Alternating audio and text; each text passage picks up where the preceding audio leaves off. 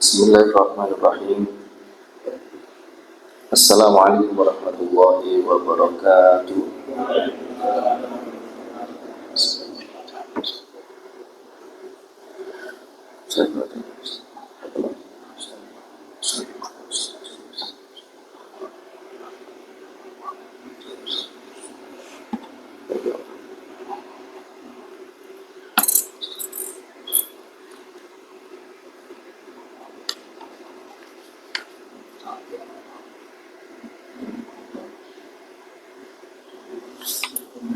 Al-Fatihah. A'udzubillahi minasyaitonir rajim. Bismillahirrahmanirrahim. Alhamdulillahirabbil alamin. Arrahmanir rahim. Maliki yaumiddin. Iyyaka na'budu wa iyyaka nasta'in. Ihdinas siratal mustaqim. Shiratal ladzina an'amta 'alaihim ghairil maghdubi 'alaihim waladdallin.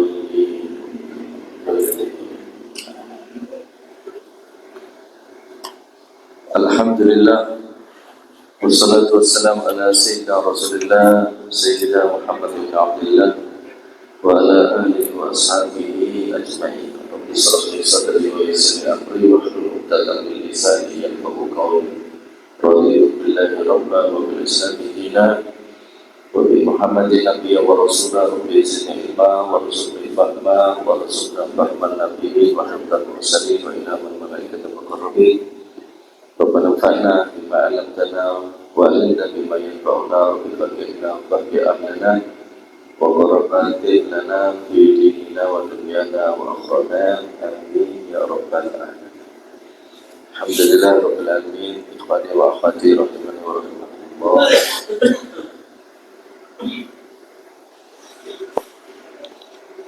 Alhamdulillah, mudah-mudahan hadir kita di Masjid As-Saleh adalah hadir yang diridhai oleh Allah Subhanahu wa taala, sehingga Allah berikan kepada ilmu yang bermanfaat, ilmu yang barokah, ilmu yang menyebabkan hidup kita di dunia hasanah dan kelak di akhirat hasanah pula. Di dunia hasanah wa fil akhirati hasanah. Salawat dan salam terlimpahkan beliau Sayyidina Muhammad sallallahu alaihi wasallam, seluruh keluarga, para sahabatnya, zuriyahnya dan seluruh pengikutnya kelak yang kita harapkan di yaumul qiyamah mendapatkan syafaat dari Nabi Muhammad sallallahu alaihi wasallam. Kali ini akan kita sampaikan fit ta'ziyah, bab yang menerangkan takziah. Takziah itu menghibur orang yang sedang berduka, yaitu sedang kena musibah atau disebut dengan shahibul mayyit, orang yang mengalami musibah dengan kematian atau wafat salah satu dari yang dicintainya. Itu namanya shahibul mayyit, atau bahasa umumnya adalah shahibul musibah atau shahibul hajat dan lain sebagainya. Nah, di dalam takziah ini hukumnya adalah sunnah, di mana pengertian daripada takziah itu sendiri adalah at-tasabbur wa dzikru ma yasilu shahibul mayyit wa yukhaffafu husnahu wa yu'awwilu musibatahu mustahabbatun qabla al-mudhi salasati ayyamin min ba'di tafri. Jadi takziah itu menyerukan kepada shahibul mayyit itu dengan bersabar, dan tentunya di sini harus dengan kalimat yang baik, kalimat yang bisa diterima, tidak sekedar basa-basi, kalimat yang ikhlas, sekali lagi bukan basa-basi, bukan sekedarnya untuk melengkapi sebuah percakapan, tidak, namun betul-betul memasukkan rasa sabar itu ke dalam hati shahibul mayyit atau orang yang terkena musibah. Dan ini tidak gampang, harus dengan ikhlas tentunya. Orang yang ikhlas itu akan bisa diterima ketika menyampaikannya dengan keikhlasan, tidak ada niatan yang lain. Memang kalimat itu sabar, misalkan sabar niki ujian, sabar niku kalimat yang sering kita dengar itu. Kadang ada orang itu yang juga nggak sabar mendengar kalimat ini. Sabar, sabar, kamu belum menerima musibah apa yang saya alami. Kadang dijawab itu. Nah, kita kalau kita nggak ikhlas betul, kita akan manggel itu. Wah, dikasih nasihat, dihiburi, dikasih diringankan kesedihan, kesusahannya, ini malah tambah membalik dan tidak menyenangkan yang memberikan hiburan. Nah, makanya ikhwani harus dengan sabar. Terus apapun yang dikatakan oleh shahibul mayyit tadi, sabar ya, karena memang orang itu kalau sudah kehilangan yang dicintai, kadang-kadang kemarin sampai dia niyaha, sampai dia itu lupa diri, akalnya hilang, akal sehatnya hilang, sehingga meratapi mayit itu sangat berlebih-lebihan. Dan ketika melontarkan kalimat-kalimat kepada kita, kadang nggak sadar itu dimaafkan saja, bersabar saja atas itu, karena memang tujuan kita untuk menghiburnya dan takhfif huzn, meringankan kesedihannya, ya, dikancani, dan wayuhawilu musibah, dan juga tentunya meringankan musibahnya. Dan hal ini takziah itu disunahkan mustahabbatun, disunahkan qabla mudhi salasati ayyamin min ba'di dafni. Disunahkan takziah itu sebetulnya tidak hanya sekali itu saja, bukan hanya seremonial atau adat istiadat umumnya satu daerah, enggak. Itu boleh sehari dari pemakaman mayit itu dimakamkan, kemudian besoknya sampai 3 hari, tidak apa-apa. Itu bagi yang dekat, ya, yang kerabatnya, saudaranya datang lagi, diringankan kesedihannya dengan kehadiran kita. Nah, lebih dari 3 hari sudah tidak sunnah lagi. Misalkan kalau ada seorang takziah kepada keluarga, kerabat atau saudaranya yang kena musibah meninggal itu 4 hari, itu sudah tidak sunnah. Jadi sunnahnya itu 3 hari setelah dimakamkannya si mayit. 4 hari sudah tidak sunnah, hukumnya sudah jawas. Nah, lebih afdal mana ya? Tentu lebih afdal yang sunnah. Makanya segala sesuatu yang baik itu kalau didahulukan itu lebih baik.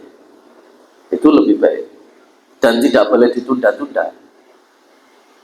Makanya diantara ciri-ciri orang yang soleh, bukan as-soleh loh ya, orang yang soleh, itu diantaranya ada 3. Mendahulukan sholat, kalau dengar adzan semua ditinggalkan pekerjaannya, kepentingan dunia ditinggalkan, mendahulukan sholat. Kemudian kalau dia punya sangkutan uang, piutang, kalau sudah ada, walaupun belum jatuh temponya atau belum jatuh waktu untuk membayar atau melunasinya, itu segera dia membayar atau melunasinya. Nah, ini ciri-cirinya orang soleh, orang baik. Dan yang ketiga, kalau ini bagi jomblo, bagi jomblo, Kalau sudah waktunya menikah dan dia mampu untuk menikah, maka disegerakan nikah. Nah, kalau tiga hal ini disegerakan, maka Allah Subhanahu wa taala tidak akan pernah menunda haknya kepadanya. Haknya apa? Haknya Allah. Ya Rabbul Alamin, memelihara, menjaga alam semesta. Nah, kita ini termasuk makhluk yang tinggal di alam semesta ini, pasti akan dijaga. Bahkan ada yang mengatakan takziah lebih dari 3 hari setelah pemakamannya itu hukumnya makruh, bukan hanya jawaz, makruh. Wa tukrahu ba'da mudi, setelah 3 hari pemakaman mayit kemudian takziah itu makruh. Lah terus bagaimana? Kalau sudah lewat 3 hari ya sudah. Kalau sekedar basa-basi atau biar kelihatan solidaritasnya, ya monggo. Tapi yang jelas hukumnya adalah makruh. Wa yusannu ayyamma bi ta'ziyah jami' ahli al-mayyit wa aqribahu al-kibar was-sighar wal-rijal wan-nisa. Kemudian disunahkan ketika takziah kepada sahibul mayyit itu semuanya diajak, keluarganya diajak. Oke, semuanya. Misalkan teman, biasanya kan teman yang meninggal terus yang diajak istrinya atau suaminya yang meninggal, teman istrinya yang diajak suaminya. Itu kalau di dalam hadis Nabi disunahkan semuanya diajak, keluarganya, yang besar, yang kecil, anaknya, diajak semuanya untuk takziah. Nah, memberikan support, memberikan dukungan bahwasannya kamu tidak sendiri, masih banyak saudara yang mencintai. Setidaknya seperti itu. Nah, biasanya kan yang berlaku di kita, takziah yang penting ngetok rais, terwajah, termuka, melek keluarga yang masing mati, dan tidak ziai itu tidak penting itu sebetulnya. Yang terpenting itu apa? Yang terpenting itu ukhuwahnya, haknya muslim itu salah satunya, hakul muslim al muslim itu kalau dia meninggal takziah itu bukan sekedar setor, jangan. Itu adat baik. Dan lebih baik lagi kalau niatnya dirubah, yaitu untuk syiar agama Islam, sunnah Nabi Muhammad SAW. Jangan nanti punya anggapan kalau kita atau keluarga kita yang meninggal biar banyak yang takziah, biar ditakziahi, ya jangan.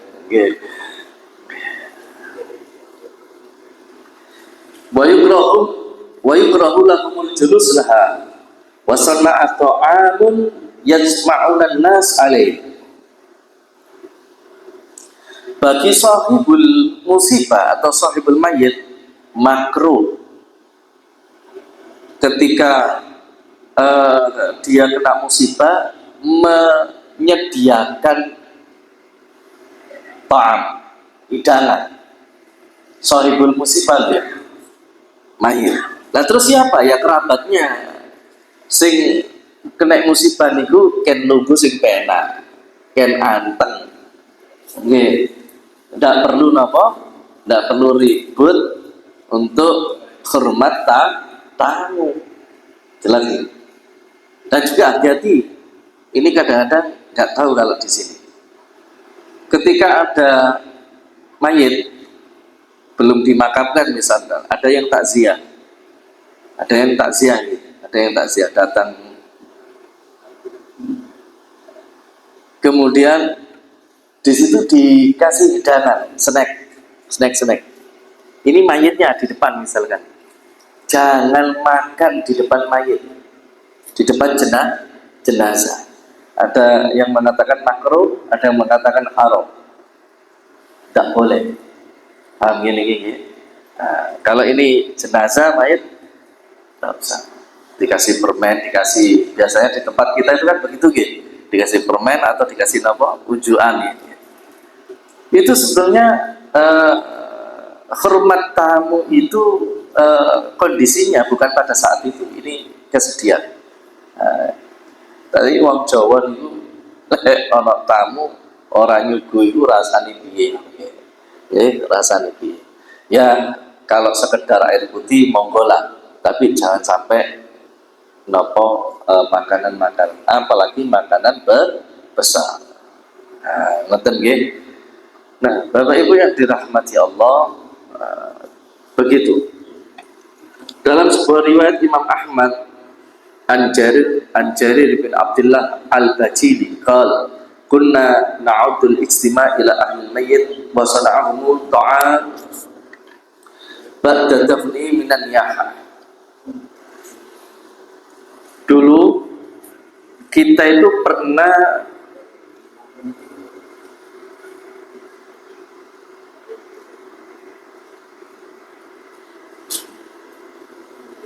na'udul istima' ila ahli mayyit.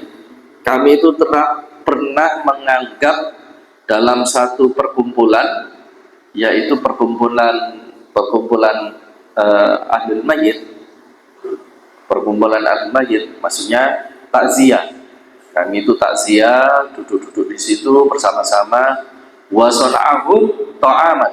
Lalu ahlul musibah atau sahibul mayyit tadi, yang keseripahan tadi itu menghidangkan makanan-makanan, membuat makanan, kemudian disuguhkan kepada kami yang hadir. Nah, ba'da dafnihi minan yaha, dihidangkan itu tadi setelah mayit itu dimakamkan, ba'da niyaha, dan setelah diratapi. Tadi diratapi, sekarang malah dikasih hidangan.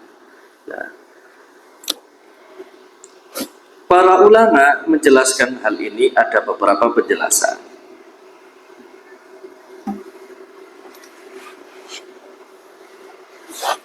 Wa yustahabbu li jiran ahlal mayyit walau ajanib wa ma'arif wa illam yakunu jiranan wa qaribu al-abaid wa in kanu bi ghairi bal tatil mayyit ayyasna'u li ahlihi ta'aman yakfihi yauman wa lailatan. Untuk membuat makanan atau hidangan yang disuguhkan kepada para muhtazin itu hendaknya bukan sahibul mayyitnya, tapi siapa? Jiron, tetangganya. Siapa lagi?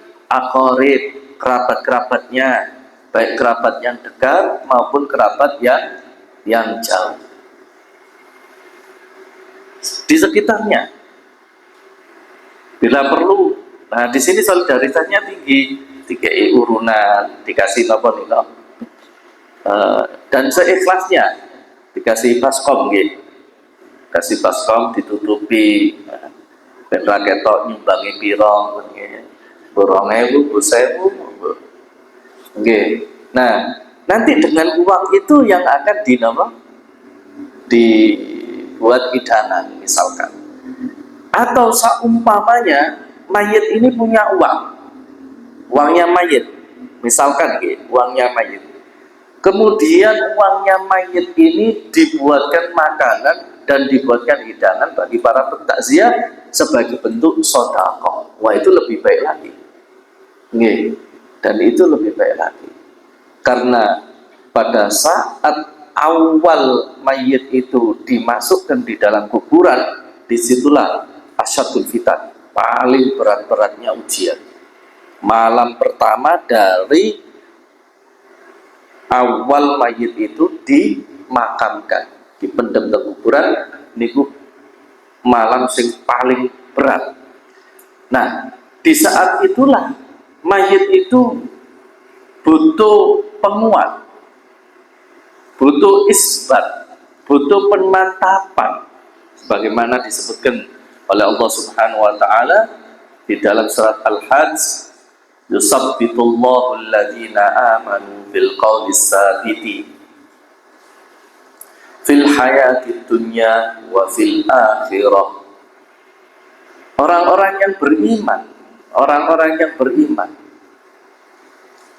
Allah Subhanahu wa taala akan menetapkan qaul sabit bil qaul sabit, dengan ucapan yang ditetapkan atau dimasukkan, dijadikan satu penetapan di dunia sampai di akhirat. Kalimat apa niku? Ya kalimat asyhadat, asyhadu an la ilaha illallah. Kalimat keimanan. Asyhadu an la ilaha illallah wa asyhadu anna Muhammadar Rasulullah. Fil hayati dunya. Itu ditetapkan oleh Allah di kehidupan dunia. Wa fil akhirat, dan kelak di akhirat. Pernah Sayyidina Utsman bin Affan radhiyallahu taala anhu, beliau suatu ketika yamuru alal qabr, beliau yamuru alal maqabir, beliau berjalan di pekuburan, di area pekuburan beliau berjalan, waqafa alaih, lalu beliau berhenti di perkuburan itu, tidak sekedar ulut salah. Disunahkan kalau kita melewati kuburan itu kan ulut salam. Nanti ada setelah ini nanti fi faslun fi ziaratil kubur, ulut salam. Ini Sayyidina Utsman tidak sekedar assalamualaikum ya ahlal kubur minal muslimin wal muslimat, tidak. Beliau berhenti di sini, berhenti fabaka, kemudian beliau menangis hatta yabullal lihyatuhu, saking kuatnya menangis sampai jenggotnya itu basah dengan air mata, basah. Berarti tangisannya itu sangat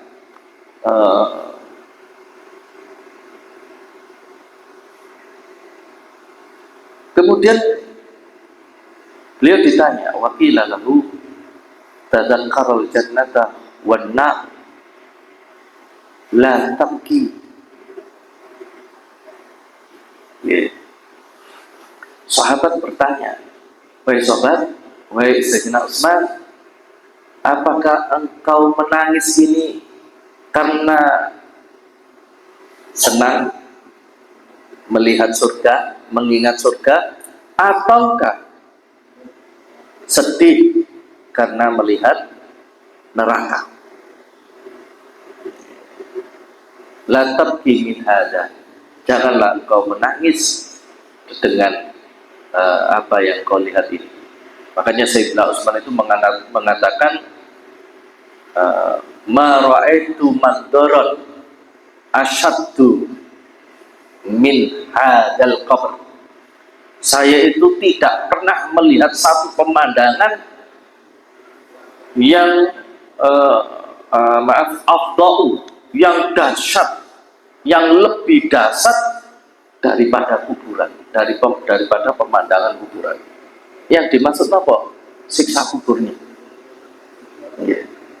Siksa kubur itu luar biasa. Dan para sahabat diantaranya Sayyidina Utsman itu diberikan keasaf oleh Allah Subhanahu wa taala bisa melihat dan mendengar siksa kubur.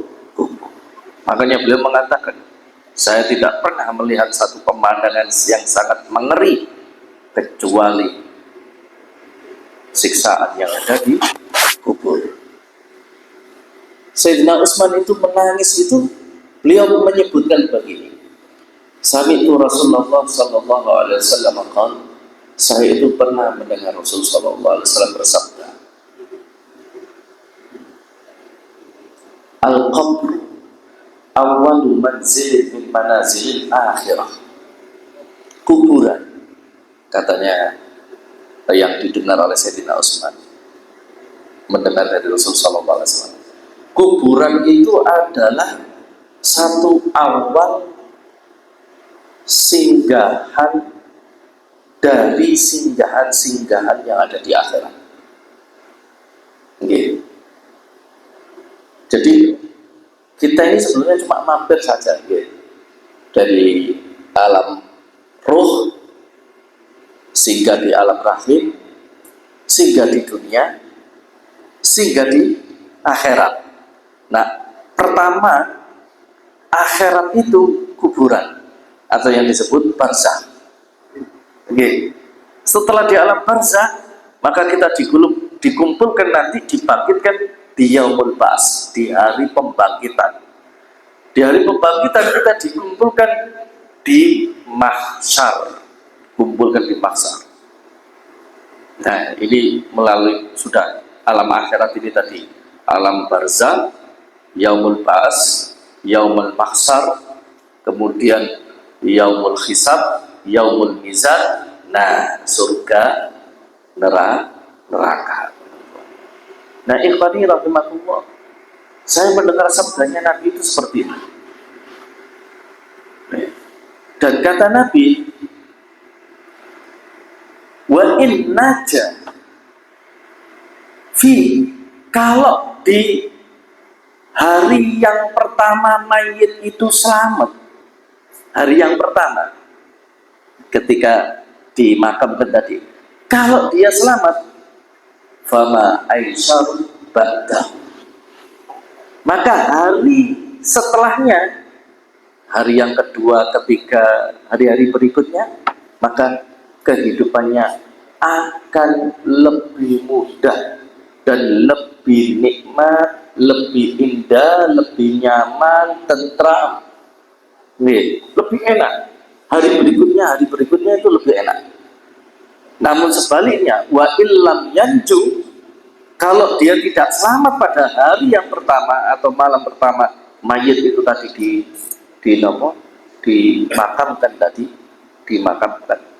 makanya tidak boleh ahli waris itu niyahah, merintih, menjerit-jerit, meratapi mayit yang sudah meninggal. Nah, di kondisi seperti ini, sanak, hadetolan, kerabat, semuanya disunahkan dalam 3 hari untuk takziah. Kenapa takziah?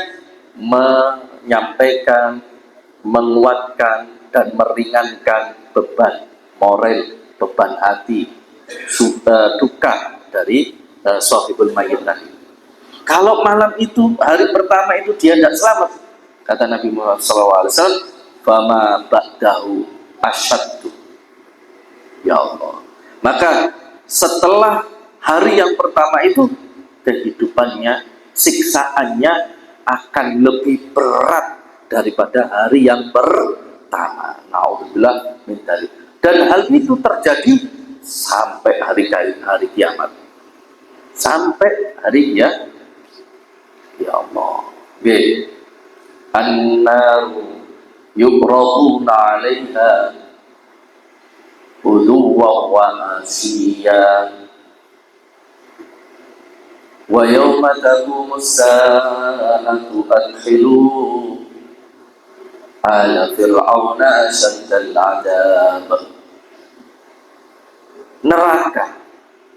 Neraka itu akan diperlihatkan kepada Fir'aun dan keluarganya dan orang-orang kafir, dan juga sebagian orang mukmin yang fasik. Sebagian orang mukmin yang fasik diperlihatkan Allah Subhanahu wa taala di kuburan mereka, ghadan wa asyiyah, di waktu pagi dan di waktu petang. Dan itu sampai hari kiamat. Nah, kalau selamat dari ini, kalau tidak diperlihatkan oleh Allah Subhanahu wa taala, berarti setelah itu dia selamat. Nah, ini penyiksaan psikologis. Hari-harinya diberikan rasa takut. Itu baru di kuburan. Belum mengalami penyiksaan yang nyata dan benar-benar akan terjadi. Itu nanti setelah hari kiamat. Itu baru siksa psikologisnya. Dan siksa kubur itu pasti ada. Siksa kubur itu pasti ada dan nyata. Makanya ahli kubur itu kalau kita lewat ke sana kan disunahkan untuk uluk salam, assalamualaikum ya ahli kubur. Makanya disunahkan pula untuk menziarahi ahli kubur, apalagi orang tuanya. Jangan menziarahi orang lain tapi orang tuanya tidak pernah diziarahi. Keliru itu, walik itu. Jangan ziarah kepada yang lain sebelum orang tua kita dan guru kita. Ingat, guru kita ini orang tua kita. Wali fulan, wali fulan. Tapi kita nggak pernah nggak pernah tahu dan tidak pernah kita dibimbing. Ya, kalau sekedar tabarukan sekali dua kali sudah cukup. Gimana? Sekali dua kali sudah cukup. Beda kalau Nabi. Jelas kalau Nabi berkali-kali kita ziarah ke sana tidak apa-apa, asal ada uangnya saja. Oke, biasa. Udah daripada wisata ke tempat yang lainnya, nah ini wisata religi. Nah, yes, terserah sampai lah, monggo. Nah, ya. Tapi ingat, kewajiban jenengan itu ziarah yang wajib, yang pertama didahulukan adalah orang tua.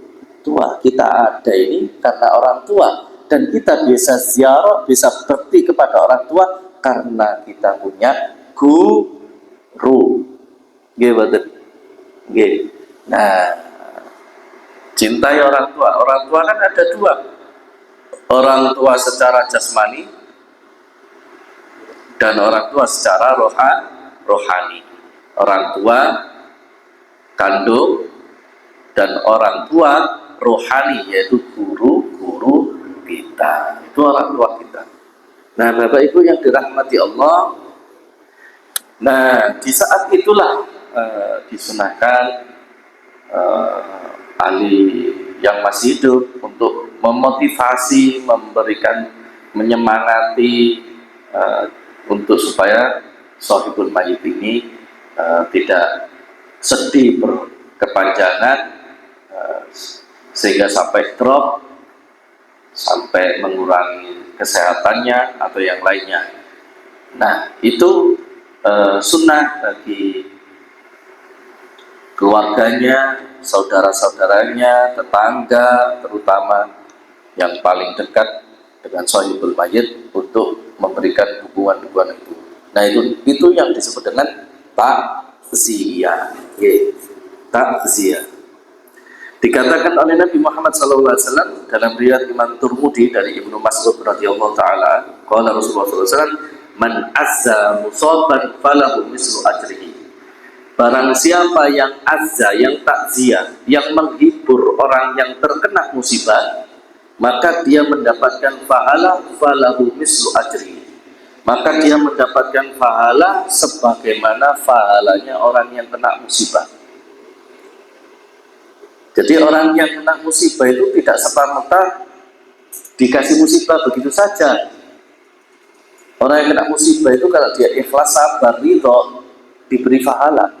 Dan orang yang takziah, ikhlas, tidak sekedar adat saja, ikhlas dia juga diberi pahala sebagaimana orang yang terkena musibah. Dalam riwayat yang lain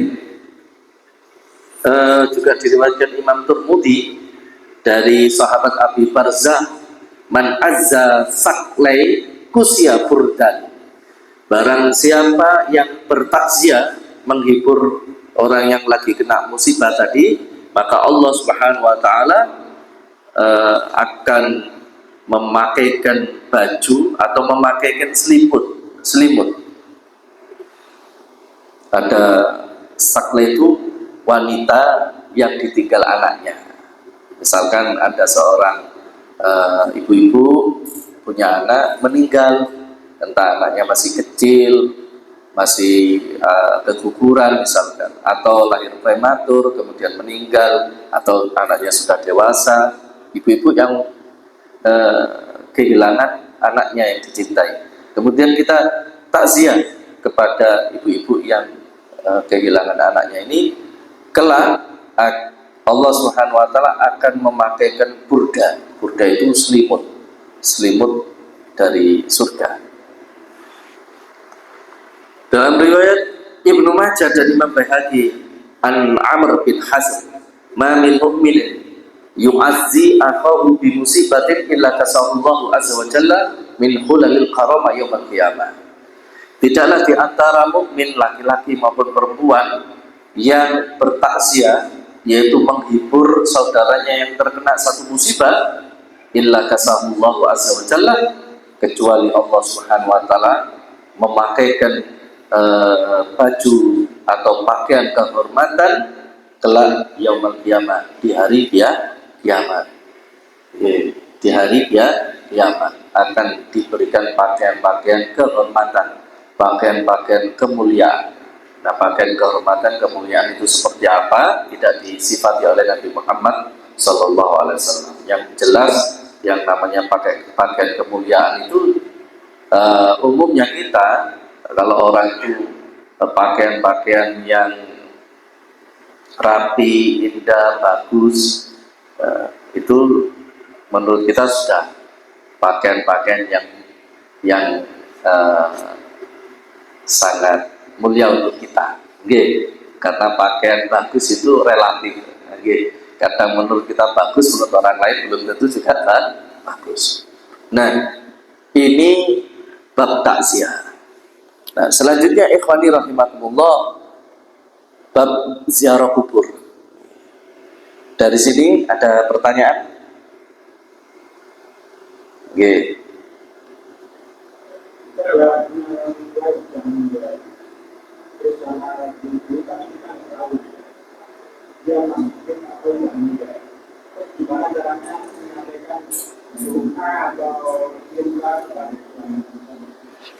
Yang meninggal sudah.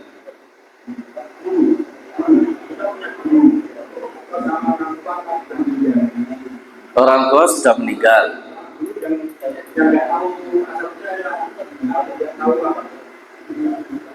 Sudah meninggal apa belum?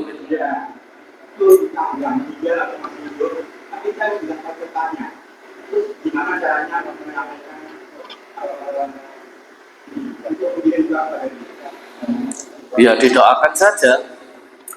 Didoakan saja.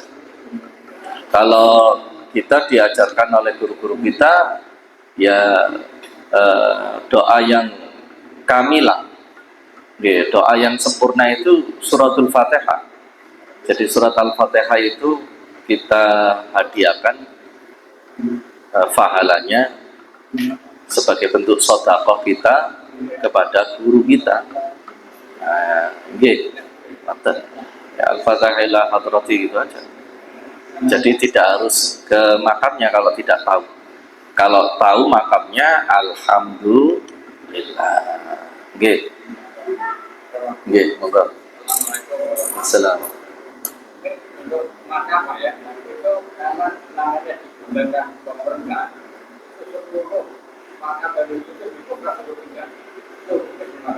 Ya tidak apa-apa, disuruh pindah. Lagi mana lagi? Jadi yang pesakit, mayat gak digusur. Kecuali kalau itu makam pribadi dan milik sendiri, kan bisa namanya pun bisa dirawat. Kalau tanah umum, tanah pemerintah, ya pemerintah ya harus memberikan kebijakan lagi. Misal mau dipindah, mau dibuat tol atau mau buat perumahan misalkan, ya itu haknya pemerintah, itu dia pemerintah, tapi harus dikasih. Jangan langsung dibiarkan saja, berarti itu tidak adab ya. Ya iya, sekali lagi biaya sendiri lah, itu kembali ke kita. Jadi tidak ada Tidak ada kaitannya dengan bab ini tadi. Jadi ini kunjungan ke pemerintah saja, jangan tanya ke saya. Kalau bab itu, ini mumpung ada Pak Komandan, Pak siapa ini? Ya, jadi lawang bukan punyanya, kan tanahnya kan bukan punyanya, gitu. Kecuali tanah beli. Kalau tanah beli kan nggak punya hak untuk memindah. Pasti ada rahasia itu. Ya, pasti ada rahasia. Pasti Allah mau menunjukkan sesuatu itu biasanya. Dan biasanya kalau ada yang dipindah itu Allah mau membuka rahasia mayit itu biasanya. Itu ada mayit itu yang jasadnya utuh, gitu. Itu ada yang di mana itu Sulawesi namanya Pak Sabar itu. Sudah 32 tahun meninggal. Pak Sabar itu supir truk. Supir truk. Supir truk, bukan kiai, bukan penceramah, bukan yang di atas panggung, bukan. Pas waktu sholawat atau tamu-tamu kehormatan, bukan, ini supir truk. Dan tidak punya amalan-amalan yang istimewa layaknya kiai. Bukan, supir truk.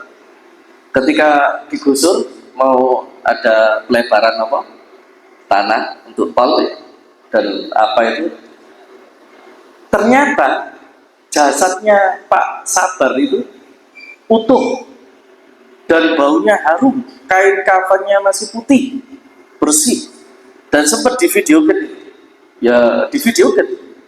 oleh yang apa, Masya Allah, ngeri ya. Bukan yang ngeri maksudnya habis kita punya kita punya tenaga itu. Nah, kemudian disampaikan ke keluarga, ujung-ujungnya di antara keluarga yang lain, Pak Sabar itu bukan orang kaya, bukan orang yang mampu, bukan orang yang paling banyak hartanya. Kata keluarganya, orangnya itu sesuai dengan namanya,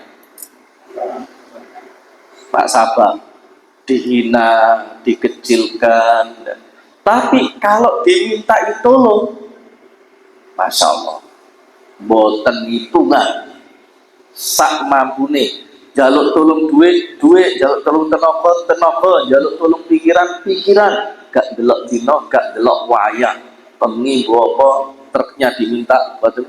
Nah, katanya keluarganya gitu, orang yang sabar, ya tentunya salat 5 waktu tidak pernah ditinggalkan, gitu. Maksudnya ada amalan yang istimewa. Ujungnya intinya orangnya itu loma, dermawan. Nah, biasanya begitu. Kalau mau dibongkar itu biasanya ada petunjuk-petunjuk seperti itu. Yes, Tante. Sabun. Oke. Menawi orang tua lalu kita itu jauh dari tempat tinggal kita. Untuk seorang adalah anak jauh. Ya.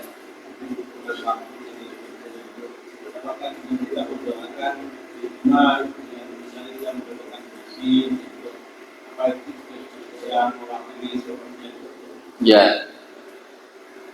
Ya, memang ada nilai sendiri. Mendoakan orang tua itu kewajiban kita, dan itu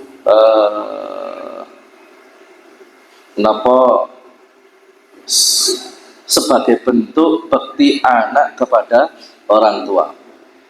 Dan haknya anak kepada orang tua itu adalah mendoakan kedua orang tuanya, lebih-lebih yang sudah wafat. Kewajibannya anak. Nah, kemudian untuk ziarah itu nilai sendiri memang.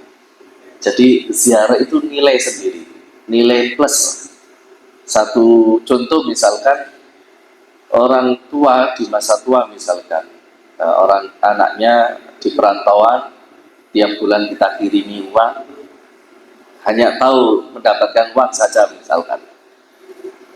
Dengan kedatangan anak, istri, kemudian cucunya datang ke rumah, itu nilainya orang tua gimana? Pandangan orang tua gimana? Oke.